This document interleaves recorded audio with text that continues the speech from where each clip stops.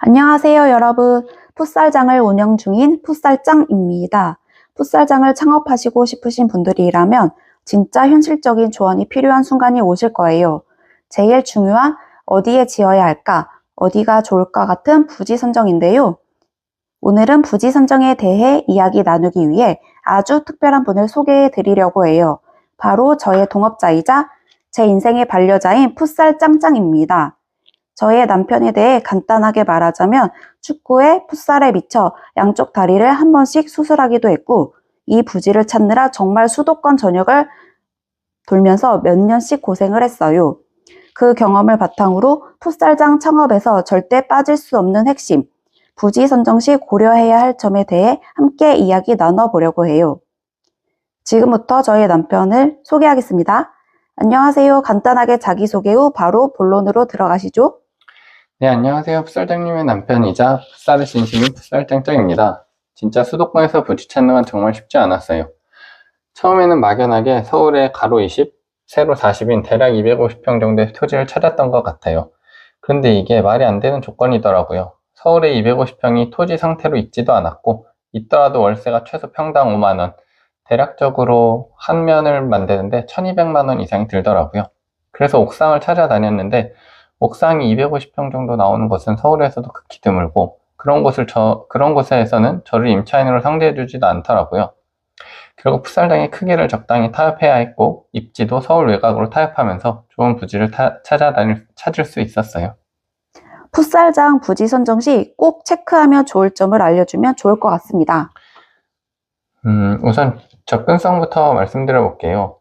수도권 기준으로 했을 때 풋살장에 오시는 손님들 중 대중교통 이용자가 전체 이용객의 50% 정도는 되는 것 같아요. 대중교통 접근성이 떨어지면 손님이 50% 주는 거나 마찬가지로 생각하시면 돼요. 지하철이 있으면 베스트지만 최소한 버스 정류장 정도는 가까이 있으면 좋아요.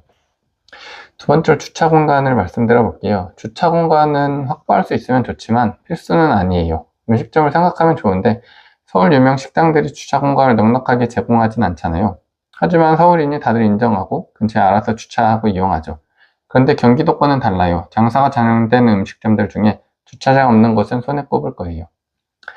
마지막으로 주변 환경을 말씀드려 볼게요. 풋살장은 인구 밀도가 낮은 시공구는 핵심 입지가 아니면 운영이 적합하지 않아요. 예를 들면 평택, 고양, 화성, 구리 이런 곳과 안양, 부천, 성남, 광명 이런 곳들은 지명을 듣는 순간 느낌이 올 거예요. 앞에 말한 네 곳은 주변에 놀면서도 개발 가능한 땅이 너무 많아요.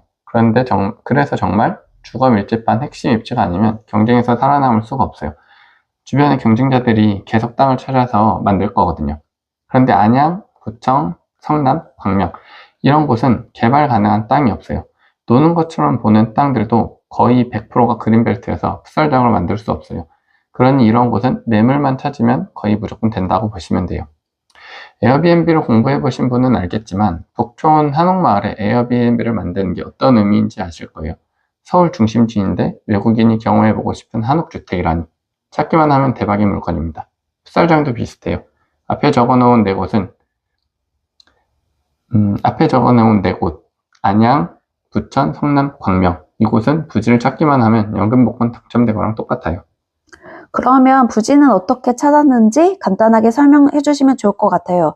제가 남편을 봤을 때 진짜 매일매일 컴퓨터 앞에 앉아 있으면서 열심히 찾았거든요.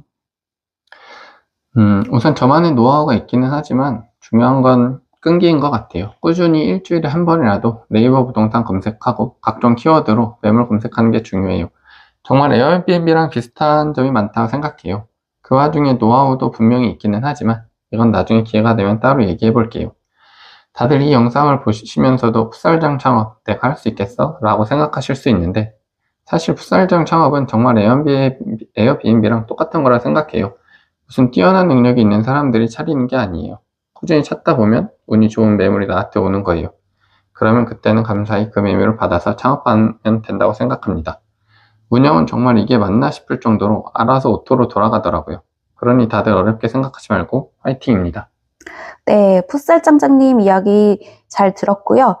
저희 남편이 직접 발로 뛰며 얻은 노하우니 풋살장 창업 고려 중인 분들께 도움이 되셨으면 좋겠습니다. 다음 영상에서도 도움이 될 만한 내용을 말씀드리도록 할게요. 다음에도 또 출연해 주실 거죠? 화이팅 해보겠습니다. 그럼 이만 하나, 둘, 셋. 안녕히 안녕히 계세요. 계세요.